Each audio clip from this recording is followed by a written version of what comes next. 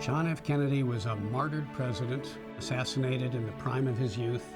We remember him as a very popular president, extremely likable. He's rated above practically every president that we've ever had, with the exception of FDR, Lincoln, and George Washington.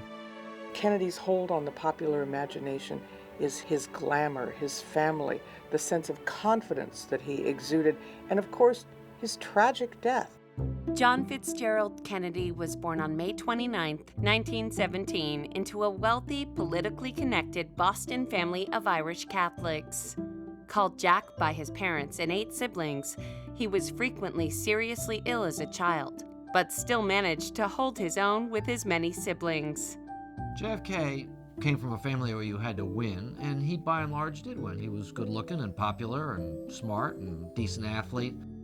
JFK graduated cum laude from Harvard in 1940. His senior thesis on how unprepared England was for World War II was so timely and well received that it was published as Why England Slept and became a bestseller. During World War II, John F. Kennedy was a genuine war hero. He was in the Navy in the Pacific when his boat was sliced in half, and as the captain, he was in charge and helped save his men, literally saved the life of one of the sailors by swimming with him in the life jacket and holding on to it between his teeth to an island. Kennedy returned home a war hero and worked as a newspaper reporter before running for and winning the first of his 3 terms in the U.S. House of Representatives in 1946. In 1952, Kennedy ran for the U.S. Senate. When Kennedy announced his candidacy, he was considered an underdog, but he surprised everybody, and in so doing, he helped launch a national career with national visibility. John F. Kennedy met the ravishing Jacqueline Bouvier soon after, and the two were married on September 12, 1953. Jack and Jackie had 3 children, but only Caroline and John Jr. survived childhood. In 1960, Senator Kennedy ran for president. 1960 was the first presidential campaign where you had the 2 candidates, John F. Kennedy and Richard Nixon, in a series of televised public debates.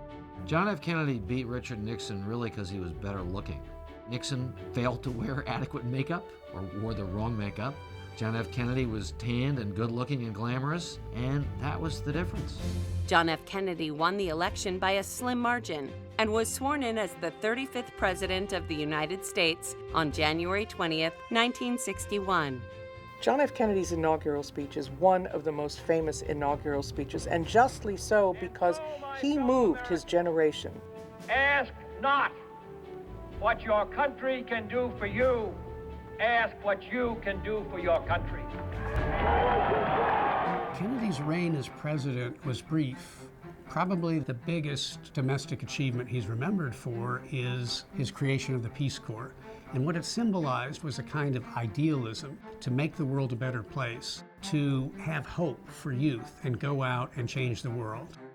JFK's other domestic accomplishments include fighting segregation by formulating what later became the landmark 1964 Civil Rights Act, and jump-starting America's space program with his challenge to put an American on the moon by 1970. Foreign policy-wise, President Kennedy's administration did not get off to a good start with the Bay of Pigs incident. However, he was able to stave off nuclear war by successfully navigating the Cuban Missile Crisis and also developing a nuclear test ban agreement with the Soviet Union. On November 21st, 1963, the world was shocked and grief-stricken when President Kennedy was assassinated by Lee Harvey Oswald while riding in a motorcade in Dallas during a campaign stop. About a week after President Kennedy was assassinated, Jacqueline Kennedy summoned a writer for Life magazine and talked to him about the legacy she wanted the Kennedy administration to have. Camelot was the term Jackie Kennedy used to describe the kind of aura of the 1,000 days of her husband's presidency. It evoked a kind of mythical, magical time of grace and style in the White House. We romanticize JFK. He was the fallen leader, the prince that we never quite had. We exaggerate his strengths and we minimize his weaknesses, but he's an important myth to us, this idea that leadership can be great. Even if he wasn't as great as we thought he was pretty great.